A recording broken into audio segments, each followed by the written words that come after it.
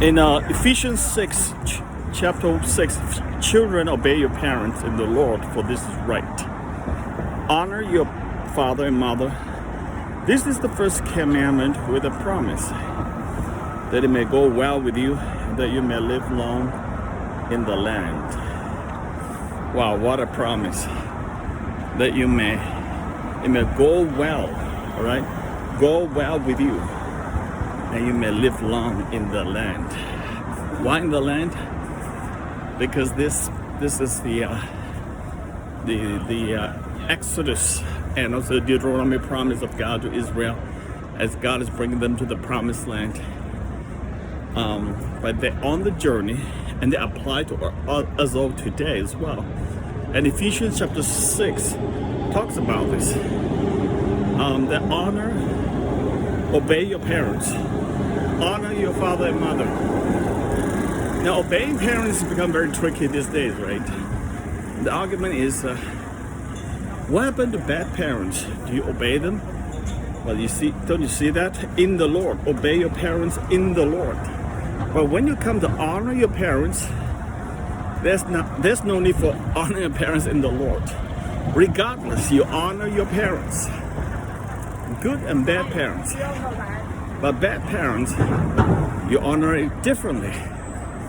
But good parents, you don't need me to tell you what it means to honor your parents. Now, let's tackle obey your parents first. First, you say obey your parents in the Lord. That means if the parents ask you to do something outside the Lord's will, you don't obey. All right?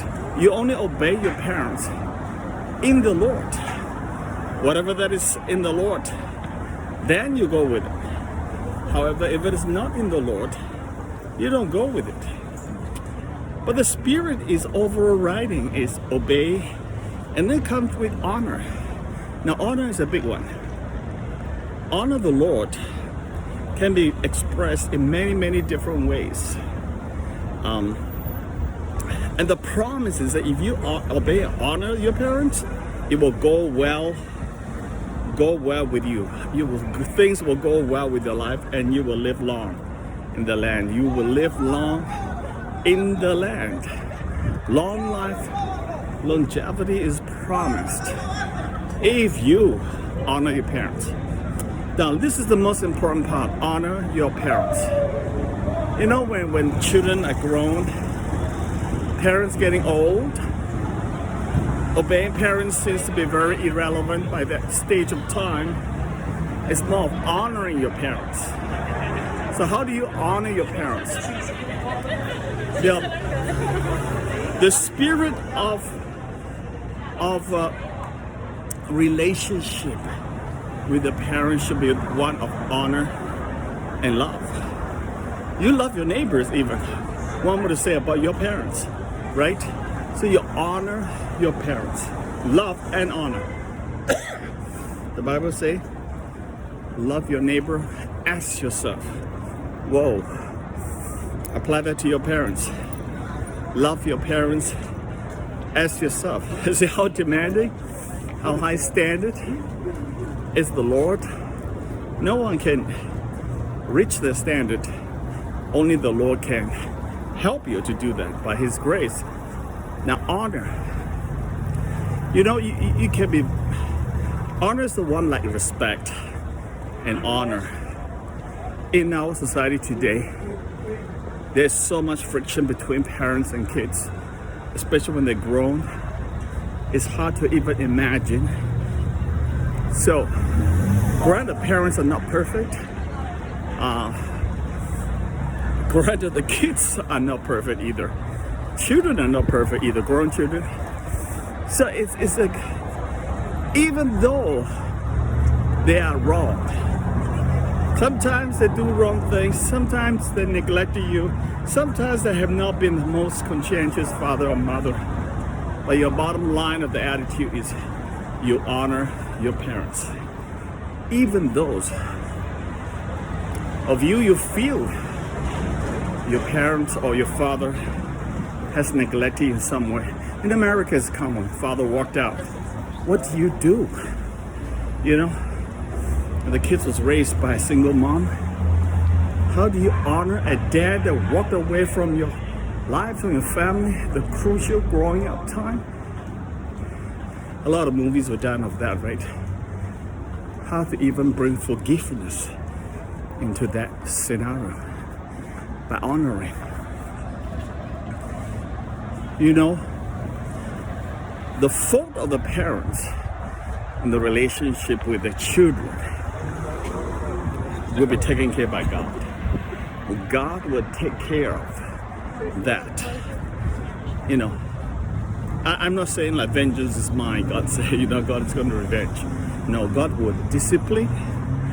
God will rebuke the parents for not doing a good work. You know, if that's the case.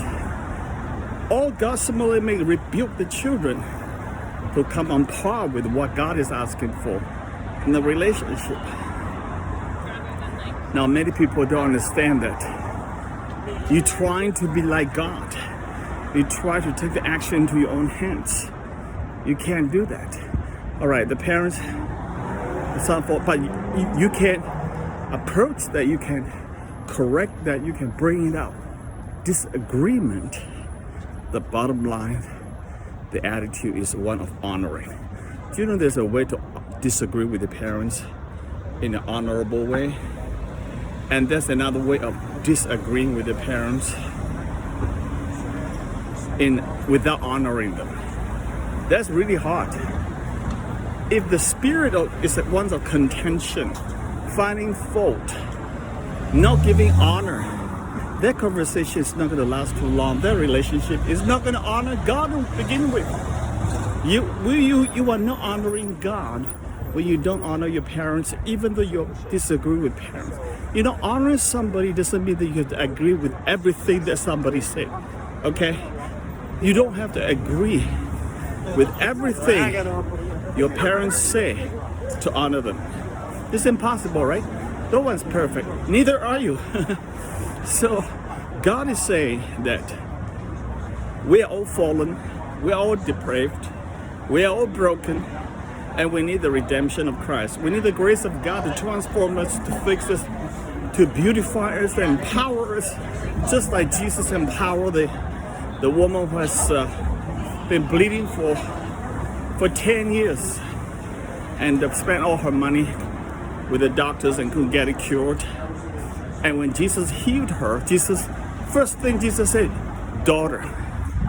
She was called daughter for the first time in her life, possibly. She was not accepted socially. She's a reject because socially unclean by Mosaic law and everything. And Jesus embraced her immediately. First word came out of Jesus' mouth, daughter, your faith has healed you. What is that? That's restoration. That's restoration not only on the physical health, but restoration of her social status, emotional, which is far more powerful, bigger. On that day, that woman was transformed powerfully by our God, by the Lord Jesus. You see how powerful it is, the transformation of restoration. So God would deal with that. That's what it means. If you honor somebody, you'll reap the good fruits. Especially if you honor your parents. God promised it will go well with you and you will live long life in this land. Think about that. It's all connected, you know. I hate to say that. Some people say, oh, because of that, let's mechanically love on our parents just to get long life and things will go well. That will defeat the spirit of honor. That is not honoring. That's selfish. That's self-centered. That's not what the Bible is talking about. God can see you through and through. So if you do that, I believe you will do well and you have lived long life. And so do I want to do that. Amen.